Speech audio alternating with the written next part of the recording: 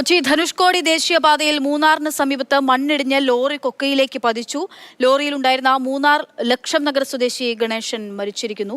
ജെയിനസ് രാജു വിവരങ്ങളുമായിട്ടുണ്ട്. ജെയിൻ, മണ്ണിടിഞ്ഞാണ് മരണം, അതിദാരുണമാണ്. എപ്പോഴാണ് ഇത് സംഭവിച്ചത്? അദ്ദേഹം മാത്രമായിരുന്നോ വാഹനത്തിലുണ്ടായിരുന്നത്? അക്ഷയ, വാഹനത്തിൽ മറ്റൊരാൾ കൂടി ഉണ്ടായിരുന്നു. അയാളെ രക്ഷപ്പെടുത്തിയിട്ടുണ്ട്. മുരുകൻ എന്ന് പറയുന്ന ആളെയാണ് രക്ഷപ്പെടുത്തിയിരിക്കുന്നത്. 2018 പ്രളയത്തിൽ മൂന്നാർ ആർട്സ് കോളേജിന് സമീപം വലിയ മണ്ണിടിച്ചിലുണ്ടായിരുന്നു. അതേ ഭാഗത്ത് തന്നെയാണ് വീണ്ടും മണ്ണിടിച്ചിലുണ്ടായിരിക്കുന്നത്. ഈ വാഹനം എങ്ങനെയാണ് ആ വഴി വന്നത് എന്നതടക്കമുള്ള കാര്യങ്ങളിൽ പരിശോധന ആവശ്യമാണ്. കാരണം മൂന്നാർ ഗ്യാപ്പ് റോഡ് വഴിയുള്ള ഗതാഗതം പൂർണ്ണമായും നിരോധിച്ചിരിക്കുകയാണ്. അപ്പോൾ ആ വഴിയാണ് ഈ വാഹനം എത്തിയത്. അത് ഒന്നെങ്കിൽ മൂന്നാറിൽ നിന്ന് അങ്ങോട്ട് പോവുകയോ അല്ലെങ്കിൽ ദേവികുളം ഭാഗത്തുനിന്ന് ഇങ്ങോട്ട് വരികയോ ആയിരിക്കണം.